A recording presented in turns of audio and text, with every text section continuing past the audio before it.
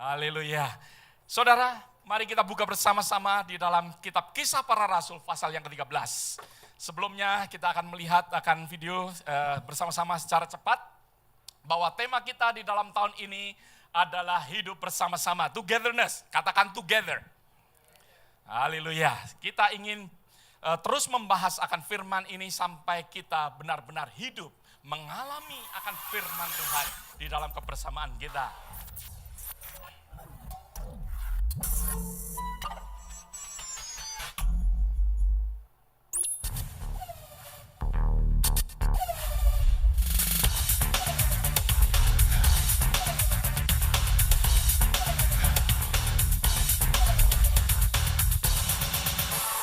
Haleluya, ya. Di mana setiap daripada kita bersama-sama ada sesuatu kuasa. Pada saat kita bersama-sama ada sesuatu rumah. Ada sesuatu home. Whenever we are together, we are feel home. Satu dengan yang lain tidak asing lagi karena kita berada di dalam rumah Tuhan. Ada amin, saudara. Setiap daripada kita Tuhan satukan untuk kita berada di dalam rumah Tuhan. Dan juga ada sesuatu kuasa pada saat sidang jemaat Tuhan berkumpul bersama-sama. Tuhan memberikan akan kuasanya kepada setiap anak-anak Tuhan. Dan juga ada sesuatu movement, ada sesuatu gerakan, ada sesuatu juga kehidupan di dalam setiap daripada kita. Ada amin, saudara. Hari ini saya ingin menyambung akan firman Tuhan minggu yang lalu, di mana kita boleh belajar bersama-sama makna daripada kehidupan. Karena whenever we are together ada sesuatu kehidupan. Biarlah kehidupan kita selalu penuh ada sesuatu maknanya. Ada sesuatu di mana di dalam kehidupan kita menjadi anak-anak yang berarti. Ada amin, saudara. Kehidupan yang berarti dimulai dari mana, saudara?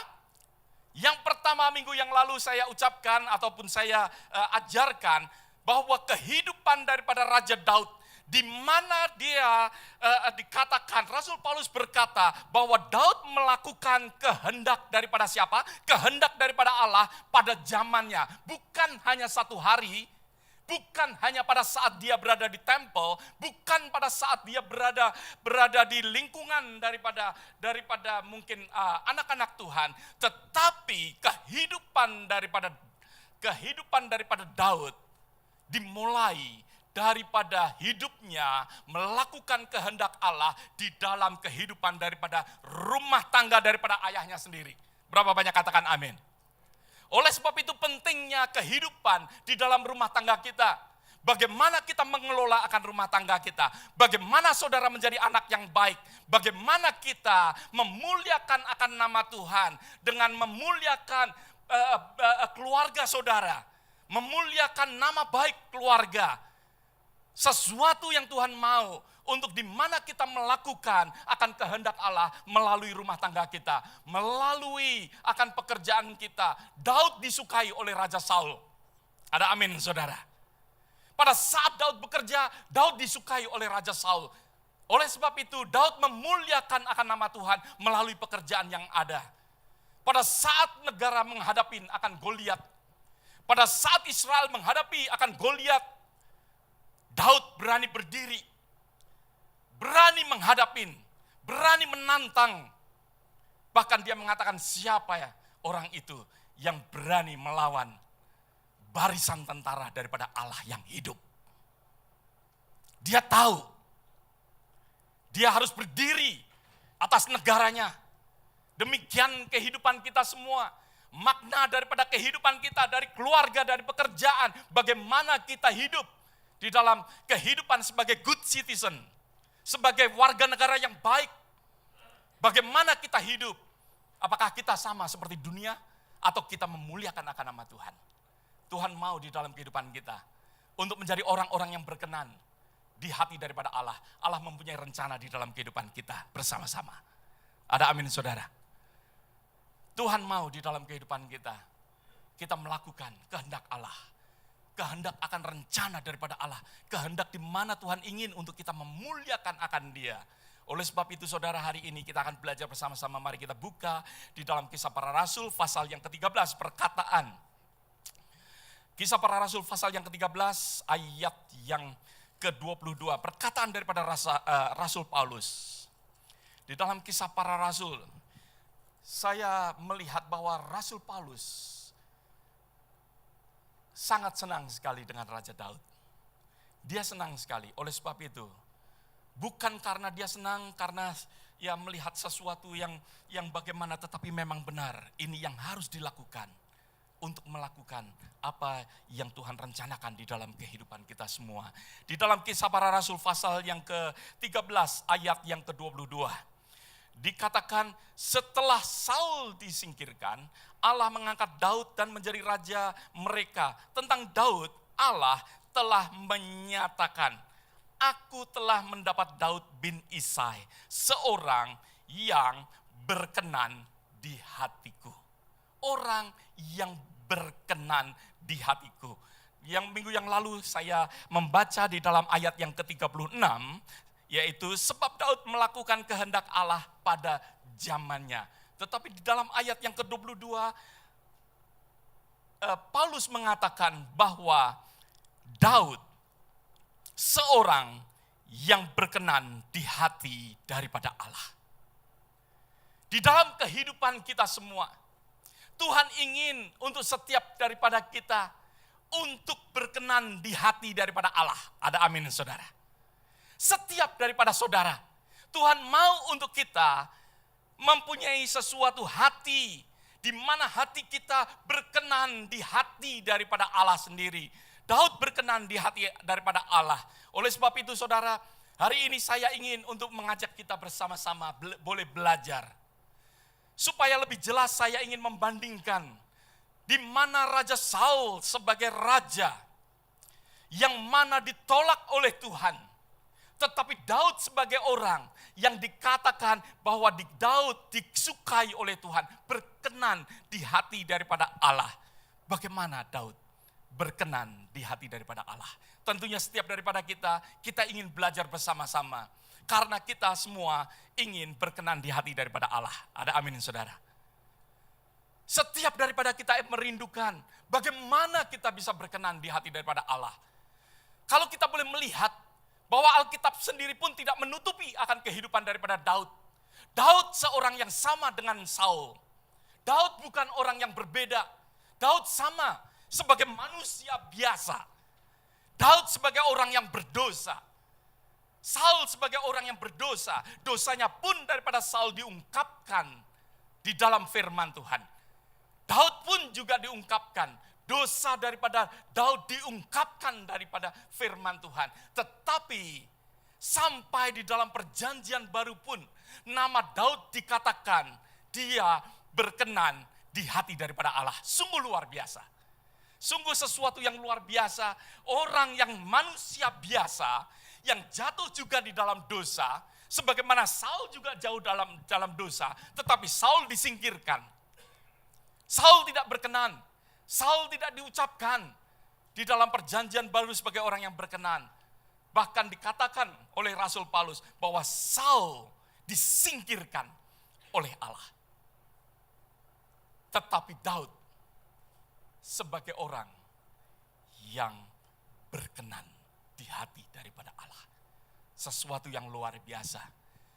Tentunya kalau kita boleh belajar, saya ingin nanti membuat sesuatu perbandingan antara Daud dan Saul supaya kita bisa mengerti bagaimana disingkirkan oleh Allah, bagaimana berkenan di hati daripada Allah.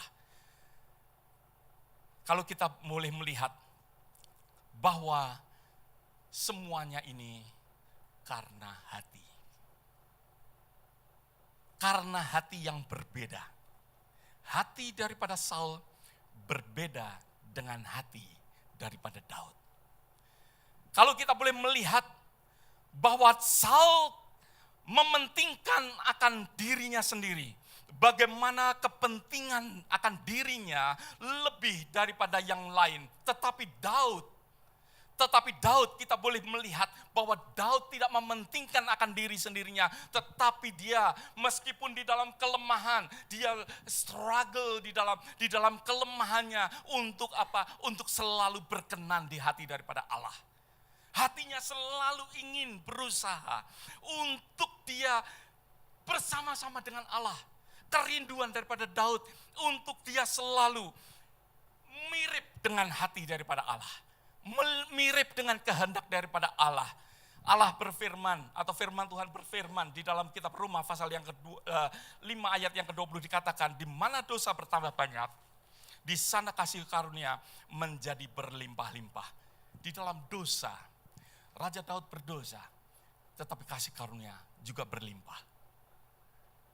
Saul berdosa, saya percaya kasih karunia pun juga berlimpah atas kehidupan Saul. Tetapi hati yang berbeda, bagaimana menerima akan kasih karunia. Oleh sebab itu, melalui lagu yang tadi yang terakhir kita nyanyikan, Your goodness, Your mercy, lead me to repentance. Membimbing kita kepada sesuatu apa? Pertobatan. Hati kita, hati daripada Raja Daud, dia selalu hatinya sama dengan Tuhan. Mau hidup di dalam apa? Di dalam pertobatan, tidak mementingkan, tidak melihat akan dirinya sendiri. Daud menginginkan, menyenangkan akan hati daripada Allah. Di dalam kitab Roma pasal yang ke-6 ayat yang ke-1 dan ke-2. Firman Tuhan katakan, meskipun dosa bertambah banyak, kasih karunia berlimpah-limpah, tetapi ingat, Roma pasal yang ke-6 mengingatkan, di mana Paulus berkata, bolehkah kita bertekun dalam dosa supaya semakin bertambah kasih karunia itu? Bolehkah kita bertekun dalam dosa sehingga kasih karunia terus berlimpah dalam kehidupan kita? Ayat yang 2 mengatakan sekali-sekali tidak. Sekali-kali tidak. Ya. Dikatakan, bukankah kita telah mati bagi dosa, bagaimana kita masih hidup di dalamnya. Setiap daripada kita yang ditebus oleh Tuhan. Selagi kita berdosa, kita berjalan di dalam pelanggaran, kita berjalan di dalam dosa yang tidak berkenan di hati daripada Allah. Kita repent, kita diampunin. Tetapi setelah diampunin, kita mati bersama dengan dosa kita dibangkitkan hidup. Karena kita percaya kepada Tuhan. Dan karena kehidupan kita, oleh sebab itu kita tidak hidup di dalam dosa lagi. Kita hidup di dalam kebenaran. Ada amin. Oleh sebab itu, Rasul Paulus berkata, sekali-sekali tidak. Kita tidak boleh hidup di dalam dosa, tetapi kita harus meninggalkan akan dosa. Hari ini saudara, kita akan belajar bersama-sama bagaimana kita melihat karakter yang baik daripada Daud, yang dikenal sebagai orang yang berkenan di hati daripada Allah, yang berkenan di hati daripada Tuhan. Tentunya setiap daripada kita merindukan akan hal ini. Tuhan mau setiap daripada kita, berapa banyak katakan amin, mau merindukan akan hati yang berkenan di hati daripada Allah. Amin saudara. Biarlah kehidupan kita boleh menjadi orang-orang yang berkenan di hati daripada Allah. Yang pertama yaitu Daud percaya Allah daripada percaya manusia. Daud lebih mempercayai akan Allah. Daud lebih percaya, hati daripada Daud lebih mempercayai akan Allah daripada manusia. Kita boleh melihat bagaimana Daud belajar untuk mempercayakan dirinya kepada Allah. Mulai dari mana saudara? Sekali lagi dari rumah tangga orang tuanya.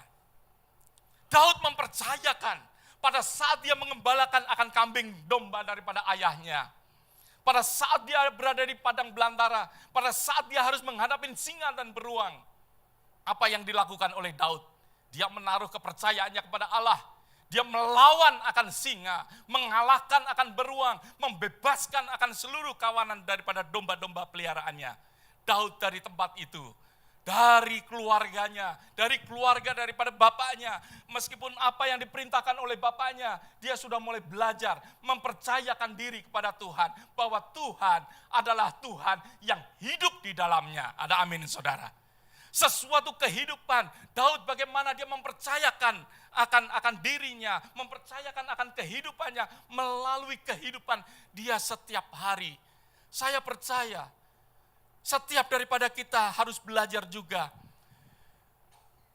bahwa kita harus dapat mempercayakan akan kehidupan kita kepada Tuhan setiap saat. Seringkali kita mempercayakan mungkin pada saat kita berdoa. Enggak, saudara. Pada saat kehidupan kita setiap hari, pada saat saudara menghadapi akan makanan yang saudara akan makan, saudara, di mana pada saat saudara mengucap syukur untuk makanan yang saudara makan. Pada saat kita melihat makanan, wow, hari ini Tuhan menyediakan makanan untuk kita. Ada amin, saudara. Jangan dipikir kita mempunyai uang. Jangan dipikir kita mempunyai segalanya. Tetapi kalau kita bisa bernafas, kalau kita bisa makan, kita bisa minum, itu kasih karunia Tuhan. Ada amin, saudara. Semuanya itu adalah kebaikan daripada Tuhan. Karena Tuhan hidup di dalam kehidupan kita. Karena Tuhan hidup di dalam kehidupan saudara. Jangan saudara pikir ada uang bisa makan. Banyak orang sakit tenggorokan gak bisa makan meskipun banyak uangnya. Ada amin, saudara. Nelan sakit. Makanan yang enak menjadi tidak enak. Karena apa? Karena mungkin ada sesuatu sakit di tenggorokan. Tetapi kalau kita bisa menghadapi makanan dan kita bisa menikmatinya, biarlah setiap daripada kita belajar dari hal-hal yang kecil seperti Daud. Dari hal yang kecil dia bisa melihat bahwa Allah adalah Allah yang hidup. Oleh sebab itu pada saat dia menghadapi akan Goliat, dia berkata, siapa orang Filistin yang tidak bersunat itu? Berani menantang barisan tentara Allah. Yang hidup. Dia tahu bahwa Allahnya adalah Allah yang hidup. Bukan Allah yang mati. Dari mana, saudara? Bukan dia belajar di tempel. Bukan. Pada saat dia membebaskan singa. Melawan singa, membebaskan akan dombanya. Dia melihat, wow, Allah besertaku. Allah menyertai aku. Allah mengikuti aku. Allah tidak pernah meninggalkan aku. Inilah yang sesuatu yang kita boleh belajar daripada Daud. Kita melihat apa yang dilakukan daripada Saul. Saul tidak belajar percaya. Saul tidak belajar percaya, bahkan dia tidak belajar untuk takut akan Allah ataupun takut kepada Nabi Allah. Kita melihat di dalam kitab 1 Samuel pasal yang ke-13 ayat yang ke-7 sampai ayat yang ke-13. Saudara nanti membacanya sendiri karena waktu, saudara. Bahwa di sini kita boleh melihat bahwa Saul pada saat dia dikejar oleh orang Amalek, pada saat itu Saul bukannya menunggu dan percaya kepada Tuhan, tetapi Saul melakukan akan persembahan kepada Tuhan yang sebenarnya adalah Samuel sebagai nabi yang harus mempersembahkan persembahan kepada Tuhan, bukan Saul. Dia harus menunggu akan Samuel, tetapi dia melakukannya sendiri. Hal itu dikatakan di dalam ayat yang ke-20, dikatakan di dalam pasal 15 ayat yang ke-24. Dikatakan, kita buka bersama-sama di dalam kitab Samuel. Kitab Samuel pasal yang ke-15 ayat yang ke-24. Kita perhatikan bersama-sama. Berkatalah Saul kepada Samuel, aku telah berdosa. Sepertinya sesuatu yang baik. Amin. Saul berkata, I have sinned. I have sinned. Dia katakan, aku berdosa. Sepertinya ada sesuatu pengakuan. Amin, saudara. Tetapi kalau kita memperhatikan, for I have transgressed the commandment of the Lord and your word. Because ini, saudara, because-nya ini, saudara. Seringkali kita bertobat bukan mengakuin akan kesalahan kita. Kita mengatakan, aku berdosa. Tetapi karena itu loh. karena somebody. Di sini kita boleh melihat bahwa karena I fear the people. Saul melakukan persembahan bukan karena dia benar-benar takut kepada Tuhan. Tetapi karena dia diserang. Karena orang-orang meninggalkan akan dia. Karena dia obey, bukan obey suara Tuhan, tetapi obey their voice. Ada amin, saudara. Saudara bisa melihat sesuatu pengakuan dosa, tetapi bukan the true repentance, bukan sesuatu pertobatan yang sungguh-sungguh, bukan sesuatu pertobatan yang benar, tetapi pertobatan yang menyalahkan orang. Di dalam kehidupan kita mau berkenan di hati daripada Allah. Biarlah kita bertobat karena kita melihat akan kesalahan dan pelanggaran kita. That's it. Kita tidak menyalahkan siapa-siapa. Allah tidak menyukai pada saat Adam jatuh di dalam dosa karena Adam menyalahkan Hawa and then menyalahkan si ular. Sesuatu di dalam kehidupan kita, untuk kita mau berkenan di hati daripada Allah, kita harus mempercayakan sungguh-sungguh.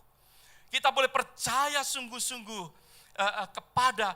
kepada Allah, dan juga bahwa kita belajar untuk takut kepada Allah lebih daripada takut kepada manusia.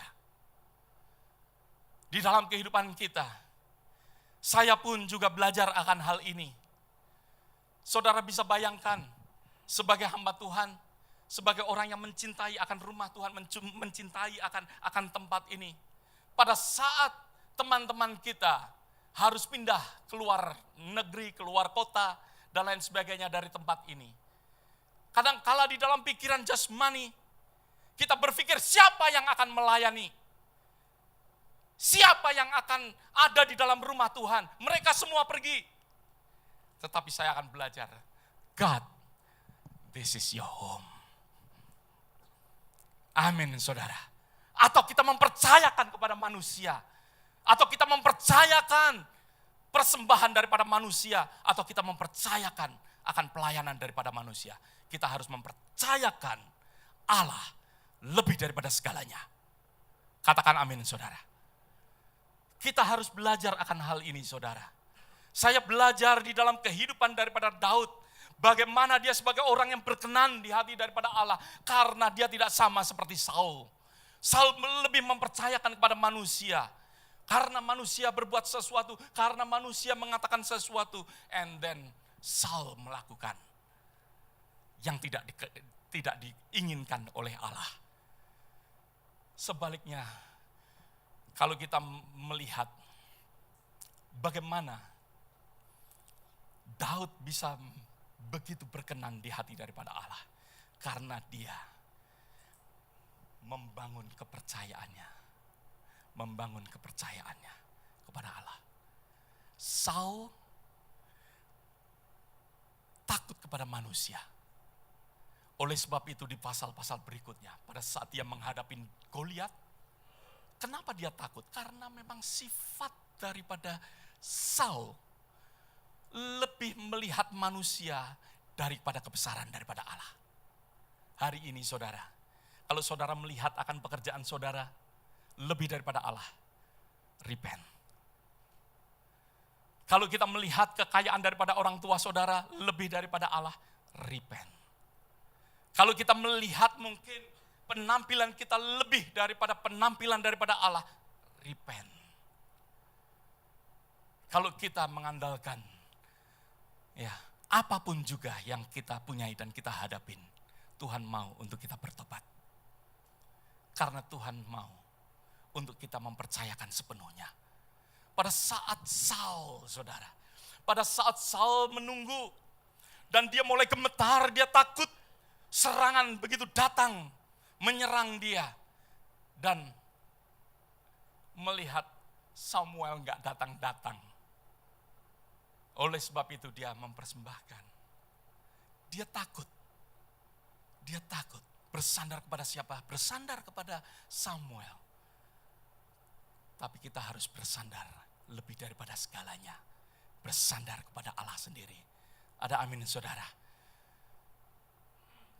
Saul berkata, aku telah berdosa sebab telah kulangkain titah Tuhan dan perkataanmu. Tetapi aku takut kepada rakyat, karena itu aku mengabulkan akan permintaan mereka.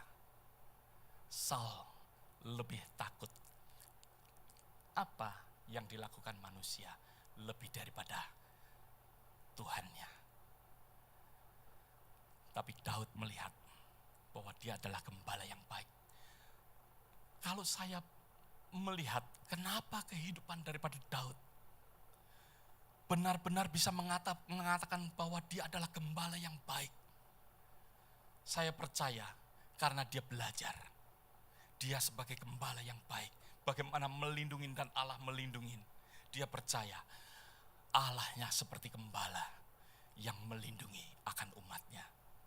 Yang melindungi akan setiap daripada umatnya. Maka dari itu dia tuliskan. Daud sendiri mengatakan di dalam Mazmur 23, dia adalah gembala yang baik. Bahwa dia tidak akan kekurangan apapun juga. Bahwa Tuhan Allah yang melindungi, Allah yang menyediakan segalanya yang dibutuhkan. Tuhan adalah Tuhan yang hidup bagi kehidupan daripada Daud. Yang kedua selain Daud, belajar untuk percaya Allah daripada manusia. Daud belajar di dalam kerendahan hati. Daud belajar daripada kerendahan hati, daripada dia hidup di dalam kesombongan.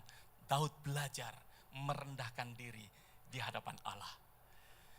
Daud seorang yang rendah hati.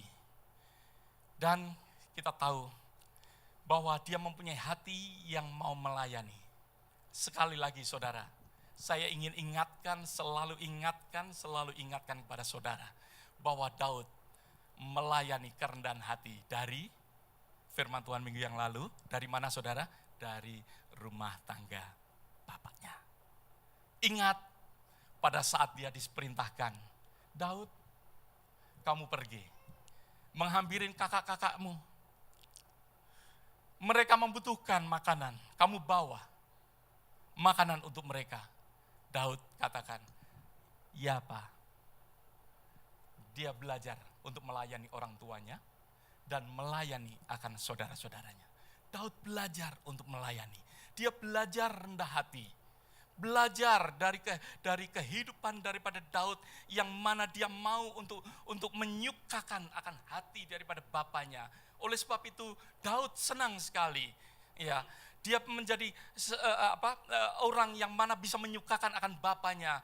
Meskipun bapaknya pun yang di surga disenangkan sehingga dia berkenan di hati daripada Allah. Karena dia menyukakan akan hati daripada Allah. Menyukakan akan hati daripada bapaknya. Bagaimana Daud belajar akan hal ini? Bagaimana Daud belajar pada saat dia bekerja, dia menyukakan akan hati daripada majikannya. Dia belajar untuk melayani. Melayani bukan karena digaji, melayani bukan karena sesuatu diperintahkan, tetapi melayani karena dari hati yang turun sehingga mau untuk melakukan akan semuanya. Banyak orang melakukan, tetapi belum tentu dari hati. Tetapi kita lihat Daud melakukan dari hatinya. Ada amin saudara. Daud melakukan dari hati. Hatinya selalu nempel dengan hati Allah, kalau saya boleh katakan. Kehendak daripada Allah terjadi di dalam kehidupan daripada Daud. Daud melakukan, melayani dengan setia. Pada saat Samuel datang, pada saat Samuel diperintahkan oleh Allah untuk mengangkat seorang raja, kita melihat bahwa Samuel berkunjung ke rumah daripada Isai, ayah daripada Daud. Kalau saudara perhatikan bahwa kakak-kakak daripada Daud, mereka semua, Eliab, Abinadab, Syama, dia semua datang. Mereka semua berkumpul di rumah. Saya percaya kalau saya boleh memberikan ilustrasi, ada yang satu mungkin di kamar, dandan begitu begitu rapi, memakai wajah yang luar biasa, merapikan akan dirinya. Ya, sudah lama nggak keluar karena mungkin ya sambil menunggu untuk Samuel datang. Mungkin Abinadab berada di satu kamar yang lain, dia push up, angkat besi dan lain sebagainya. Ya, melihat badannya udah gede atau belum, pakai pakaian yang ketat. Nanti siapa tahu kalau Samuel datang melihat orang yang jagoan. Kita melihat yang lain mungkin Syama juga mungkin melakukan hal yang sama, melakukan sesuatu ya berpakaian yang luar biasa, karena dia akan mungkin dia pikir must be me. Dia melihat akan dirinya. Mereka melihat akan dirinya masing-masing, melakukan akan semuanya itu. Oleh sebab itu pada saat Samuel datang, mereka tampil dengan penampilan yang luar biasa. Tetapi kita lihat kisah daripada Daud. Daud berada di mana, saudara? Pada saat itu, dia tidak memikirkan. Kalau saya bisa ilustrasikan, Daud mungkin juga mendengar. Tetapi dia katakan, well, aku yang paling kecil. Ya. Anyway, aku juga yang disuruh untuk mengembalakan akan kambing domba bapakku. Aku gak berpengalaman apa-apa. Gak seperti Eliab, seorang jagoan. Dia bekerja di kerajaan daripada Saul. Sebagai tentara. Tetapi Daud berada di ladang. Daud tetap mengembalakan akan kambing dombanya. Dia seorang yang rendah hati. Dia tidak memikirkan akan posisi. Dia tidak memikirkan bahwa dia menginginkan karena dia mau melayani, karena dia mau melakukan segala sesuatu, karena ada sesuatu posisi. Daud tidak memikirkan akan hal ini. Dia lebih baik berada di mana? Berada di ladang. Yang penting aku melakukan kehendak daripada Bapakku. Tetapi Samuel setelah melihat Eliab, Abinadab, melihat akan Syama, semuanya enggak. Adakah lagi anak di antara kamu? Oh, masih ada satu. Siapa itu, saudara? Daud. Daudlah yang diurapi untuk menjadi raja. Sesuatu yang kita bisa melihat sikap daripada Daud. Bukan hanya cerita daripada hal ini saja, tetapi kita boleh melihat apa yang dikatakan di dalam ayat pasal yang ke-18, ayat yang ke-18. 1 Samuel pasal yang ke-18 ayat yang ke-18 dikatakan, tetapi Daud berkata kepada Saul, siapakah? Who am I? Sesuatu kerendahan hati daripada Daud. Siapa aku, Tuhan? Siapa aku? Dia katakan. Tetapi Daud berkata, siapakah aku? Siapakah sanak saudaraku? Kaum ayahku di antara orang Israel, sehingga aku menjadi menantu raja. Cerita daripada hal ini, cerita bahwa Daud sudah mengalahkan akan Goliat. Daud sudah mengalahkan akan Goliat. Dan setiap orang yang mengalahkan Goliat akan dikaruniai untuk menikah dengan anak raja. Ada amin, saudara. Daud sebenarnya deserve. Tetapi dia seorang yang humble. Dia berkata kepada Saul, siapa aku? Sehingga aku menikah dengan anak raja. Siapakah sanak saudaraku? Orang Jawa bilang, Daud melihat wetone, melihat asal usulnya, melihat siapa dia. Dia bukan karena dia sudah mengalahkan Goliat, wow, I'm deserve it. No. Dia mengalahkan Goliat karena seperti saya katakan, dia ingin membesarkan nama Allah. Dia melawan Goliat karena apa? Karena dia stand untuk negaranya. Ada amin. Dia mengalahkan Goliat bukan karena untuk menikah dengan anak raja. Oleh sebab itu Daud mengatakan, who am I? Siapa aku? Daud belajar untuk merendahkan akan hatinya. Merendahkan akan hati, dia tidak sombong, dia tidak merasa deserve, dia tidak merasa bahwa dia layak. Dia tidak merasa bahwa itu sudah semestinya lah terjadi di dalam kehidupan Daud. Daud tidak. Daud melihat bagaimana keadaannya. Orang yang melihat selalu akan keadaannya, dia akan mengatakan selalu, ya, bahwa semuanya ini karena Tuhan. Tapi kalau kita melihat akan diri kita, kebaikan kita, bahwa kita deserve, selalu Tuhan direndahkan. Selalu di dalam kehidupan daripada kita melihat akan hal ini sangat berbeda dengan Saul. Saul pada saat Saul mengalahkan orang Amalek, di dalam cerita daripada firman Tuhan di dalam di dalam 1 Samuel pasal yang ke-15, bahwa di situ dikatakan di dalam ayat yang ke-19 dan sampai 22, kalau kita boleh melihat 1 Samuel pasal yang ke-15 ayat yang ke-9 sampai ayat yang ke-12, bahwa di situ dikatakan di dalam ayat yang ke-12 bahwa Saul telah ke Karmel tadi dan telah didirikannya bagi siapa, saudara? For himself. Bagi dirinya. Sesuatu monumen didirikan oleh Saul pada saat dia mengalahkan akan orang Amalek.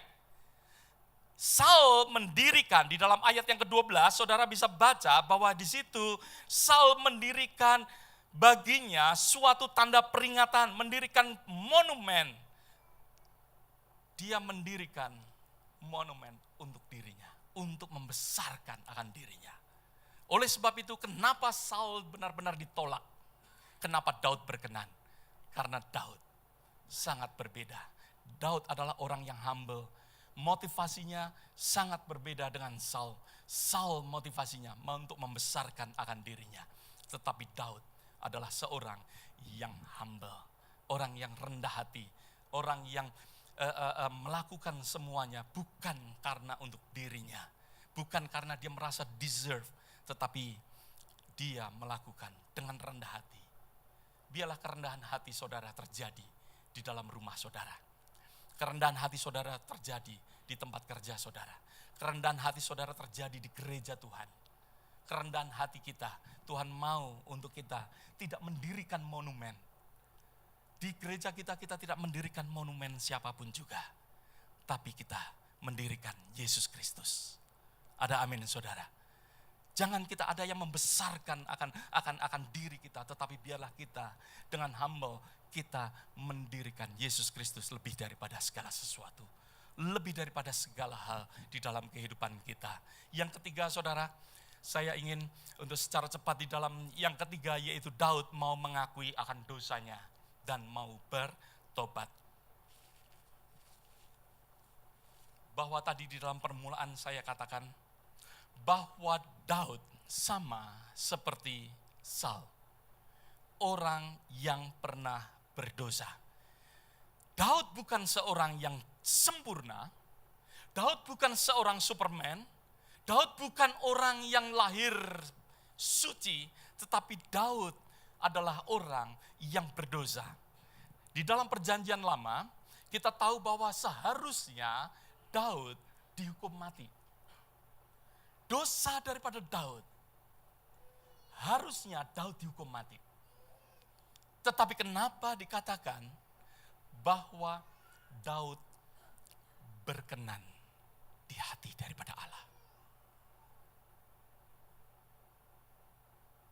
Nabi Nathan pada saat berbicara kepada Daud, Daud pun berkata orang itu harus, Nathan memberikan ilustrasi kepada Daud.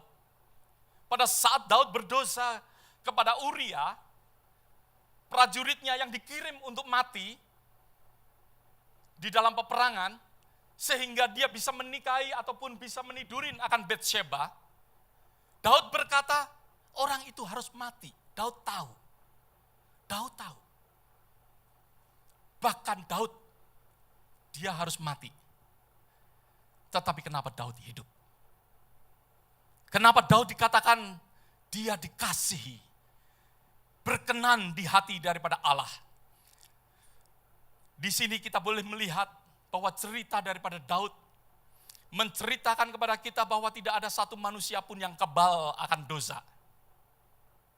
Meskipun dia seorang raja, meskipun dia mungkin mempunyai segalanya, tetapi tidak ada orang yang kebal dengan dosa.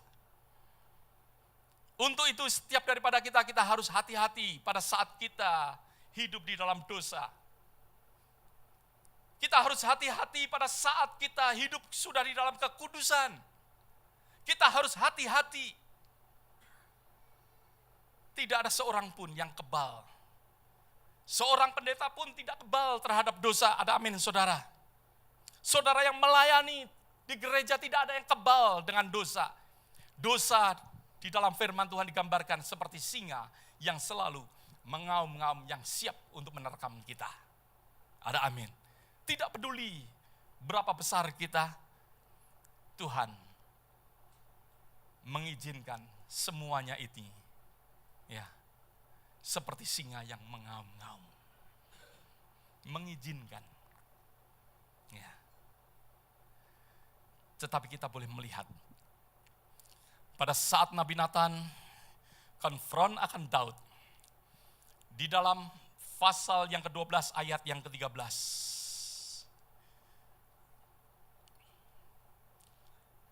Samuel pasal yang ke-12 ayat yang ke-13. Maka sebab itu, lihat itu raja yang telah kamu pilih, yang kamu minta. Saya salah ayatnya. Di dalam ayat yang keberapa ini?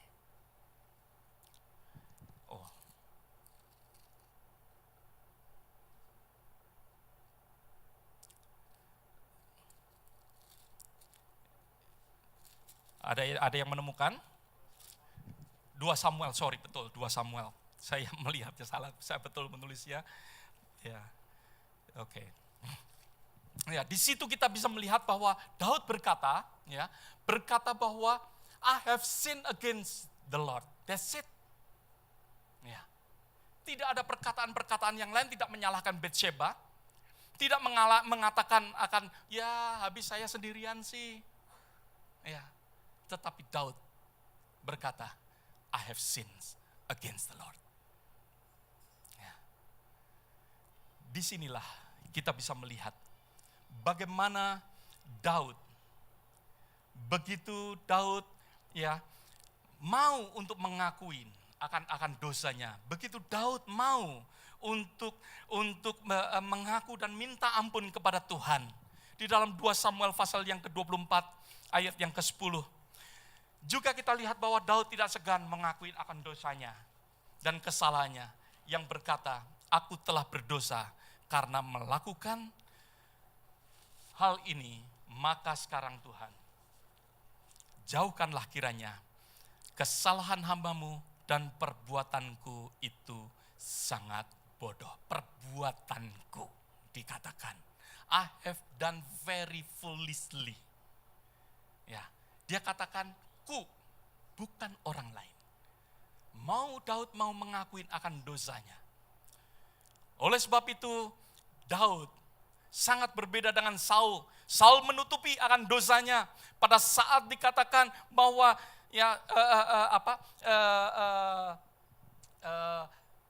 dikatakan di dalam pasal yang ke-15 ayat yang ke-13. Yang tadi kita baca bahwa Saul menyalahkan akan rakyat, menyalahkan akan Samuel yang terlambat. Di dalam 1 Samuel pasal yang ke-15 ayat yang ke-13, Saul menutupin dosanya dengan berkata, diberkatilah kiranya engkau oleh Tuhan. Ya, lihat perkataan daripada siapa? Saul. Saul said to him. Ya, Saul berani berkata kepada Samuel, blessed are you of the Lord. Dia katakan, blessed are you of the Lord. Dia katakan, diberkatilah. Wow. Saul berani mengatakan hal-hal seperti orang yang hidup dalam dosa tetapi berkata shalom. That's Saul. Orang yang berdosa di gereja angkat tangan, haleluya. That is Saul. Hati daripada Saul demikian. Blessed are you of the Lord. Ya, I have performed the commandment of the Lord. Sesuatu yang dikatakan ya, bahwa aku telah melakukan, ya, dikatakan aku telah melakukan apa yang Tuhan inginkan. Padahal Saul tidak. Yang diinginkan Tuhan yaitu membasmi semuanya. Jangan ada yang disimpan untuk dirinya sendiri. Bahkan orang-orang Amalek semua harus ditumpas. Tetapi Saul menyimpan. Sehingga pada saat Samuel datang, ada kambing yang, oh apa itu Saul? Baru dia ketahuan. Ya. Di sini kita mau, di dalam kehidupan kita, apa yang dikatakan dalam kitab Amsal pasal 28 ayat yang ke-13, siapa menyembunyikan pelanggarannya tidak akan beruntung. Ya. Tetapi siapa yang mengakuinya dan meninggalkannya akan disayangi. Siapa menyembunyikan pelanggarannya, kalau kita menyembunyikan seperti Saul, maka dari itu tidak akan beruntung. Tetapi kalau kita sebagai orang yang mau mengakui dan meninggalkan seperti Daud, maka dari itu disayangi.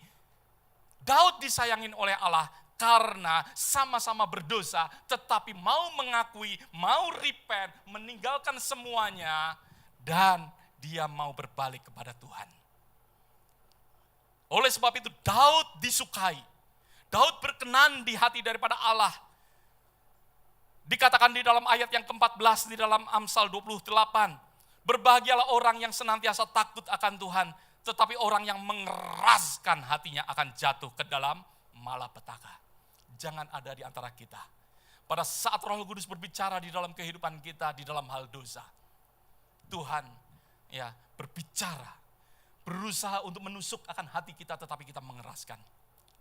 Jangan ada yang mengeraskan, karena firman Tuhan katakan, akan jatuh di dalam malapetaka. 1 Yohanes pasal yang pertama ayat yang ke-9, jika kita mengaku dosa kita, maka ia adalah setia dan adil.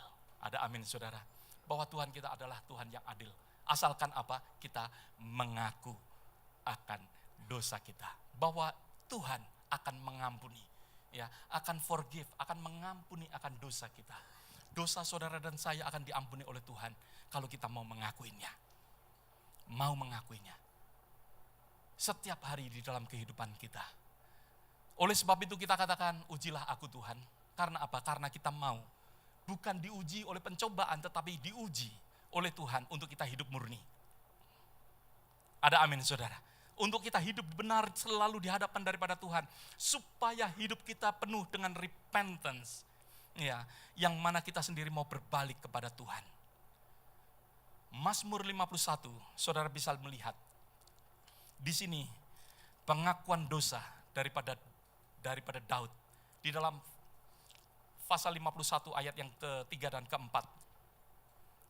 Dikatakan, kasihanilah aku, ya Allah, menurut kasih setiamu, hapuskanlah pelanggaranku, menurut rahmatmu yang besar, bersihkanlah aku seluruhnya, dikatakan ya, seluruhnya, wash me thoroughly, ya, seluruhnya, from my iniquity, dari segala kesalahanku, dan tahirkanlah aku dari dosamu, cleanse me from my sin. Untuk Tuhan membersihkan seluruhnya. Jangan ada yang tertinggal di dalam kehidupan kita. Kita mau sebagai orang yang dikasihi oleh Tuhan. Mau dikasihi oleh Allah. Jangan ada sedikit pun. Tuhan ingin untuk kita hidup di dalam kesucian kita. Ada amin saudara. Kita, kalau saudara jatuh di dalam dosa, apakah kita mau datang kepada Allah yang merciful? Atau kita sama seperti Saul menyalahkan orang lain? Tetapi hati kita tidak mau bertobat. Tuhan mau untuk kita seperti Daud. Kita mau mengakuin kesalahan kita. Tanpa memperdulikan akan apapun juga, siapapun juga, kita mengakuin. Dosa ya dosa, kita akuin di hadapan Tuhan. Dan Tuhan akan membebaskan kita. Hanya dengan kita berhenti menipu akan diri kita sendiri. Saul, saya katakan bahwa Saul Kenapa hidupnya demikian? Karena dia hidup selalu menipu dirinya sendiri. Dia tahu bahwa dia berdosa, tetapi dia menipu dirinya sendiri. Orang lain mungkin tidak tahu, tetapi perbuatan yang kita lakukan, kita tahu. Dan kita menipu diri sendiri kalau kita tidak mengakuinya. Ada amin saudara.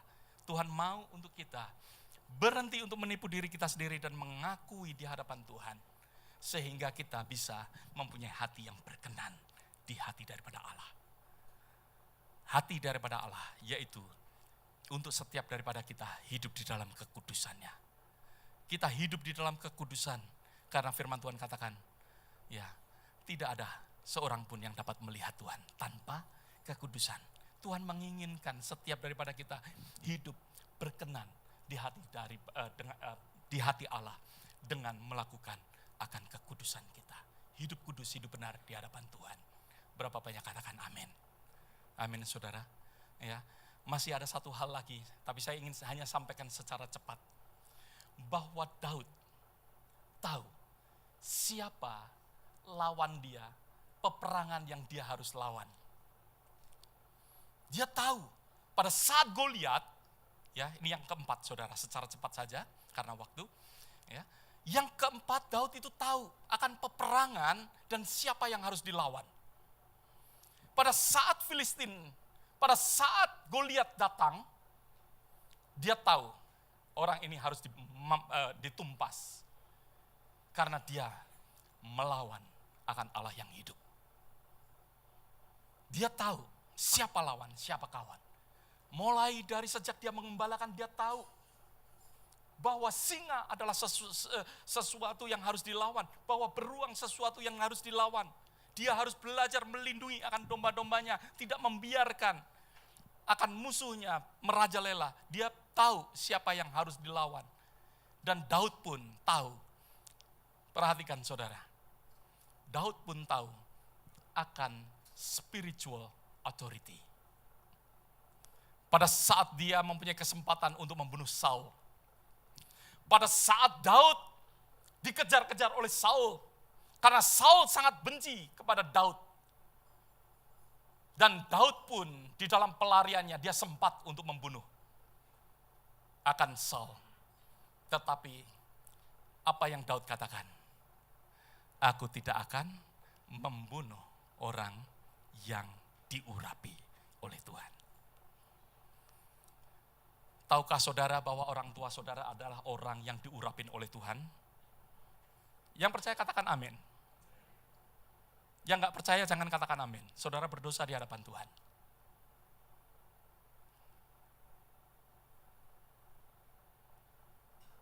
Bahwa di dalam kehidupan kita Tuhan mengajarkan. Bahwa di dalam kehidupan kita, kalau firman Tuhan katakan hormatilah orang tuamu, kita harus belajar obey dengan orang tua kita. Berapa banyak katakan amin. Disinilah sebagai orang yang dikasihin, Daud mengerti spiritual authority. Bahkan yang sebenarnya dia harus membunuh akan Nabal, yang artinya bebal. Saudara tahu ceritanya, pada saat Daud menyuruh akan tentaranya, minta kepada Nabal, beritakan bahwa gembalamu baik-baik, kita nggak pernah mengganggu dan lain sebagainya. Ya, karena Daud di dalam pelarian pada saat itu minta untuk makanan, tetapi Nabal seorang yang bebal, dia tidak penuh dengan kasih, dia memaki-maki akan tentara daripada Daud. Tentara Daud pulang, Daud mengatakan, habisin Nabal. Dia katakan, Daud berangkat saudara. Tetapi Abigail istri daripada Nabal, dia lari. Memerintahkan, karena dia tahu bahwa budaknya berkata bahwa Nabal mengusir akan tentara Daud dan memaki-maki. Tetapi Abigail, dia memerintahkan bawa makanan, menghampirin Daud. Daud tidak membunuh akan Nabal, yang seharusnya Nabal mati. Karena Abigail seorang perempuan yang bijaksana, yang membawa akan hikmat. yang membawa akan firman Tuhan. Daud gak jadi membunuh. Mengizinkan pembalasan terjadi. Biar Tuhan sendiri. Sesuatu di mana Daud obey akan firman Tuhan. Doesn't matter siapa yang membawakan.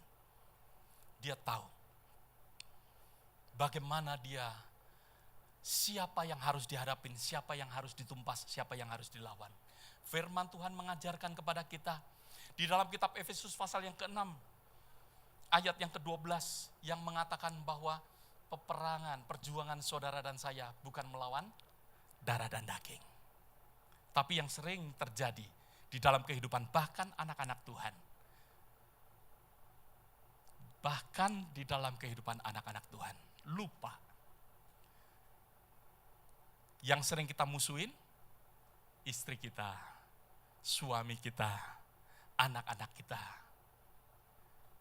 Firman Tuhan mengajarkan peperangan kita, perjuangan kita, yang kita perjuangkan, yang kita harus hajar, yang kita harus tumpas, yaitu persoalan bukan istri kita. Yang kita harus tumpas itu persoalannya, dosanya, tetapi bukan saudara kita. Ada amin saudara. Kita mau hidup bersama-sama, kita harus tahu perjuangan kita yang kita harus perjuangkan.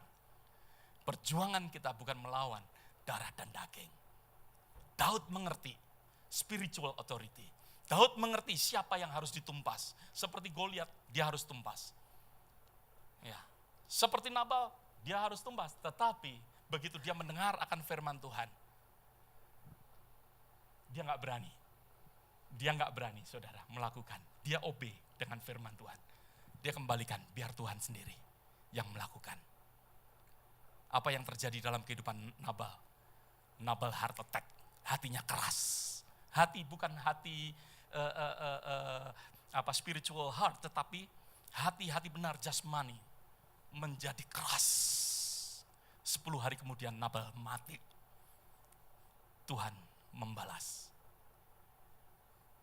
Bukan dari tangan daripada Daud. Daud mengizinkan akan hal ini. Kita belajar apa yang baik.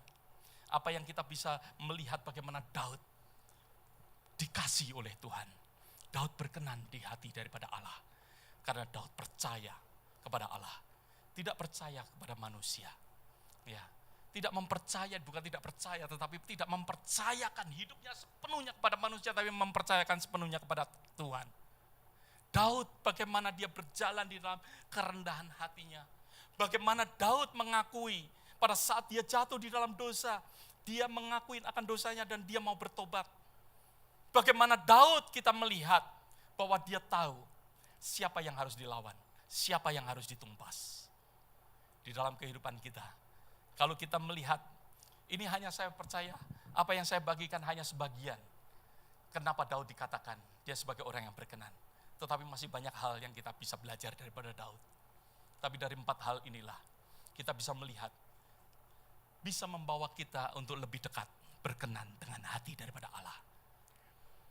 Oleh sebab itu saudara, hari ini, biarlah apa yang kita pelajarin boleh membawa perubahan di dalam kehidupan kita. Jangan kita hidup sama pada saat saudara masuk ke tempat ini. Kalau ada di antara kita yang hidup dalam dosa, dosa adalah sesuatu yang serius. Dosa bisa membawa kepada kematian. Firman Tuhan katakan upah dosa adalah maut. Upah dosa adalah maut. Dosa kita biarkan akan menuju kepada maut. Tetapi dosa yang diakuin, Tuhan yang adil dan bijaksana.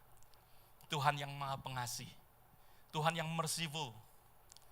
Yang membawa kita kepada repentance. Membawa kepada pertobatan. Mari kita berdoa bersama-sama.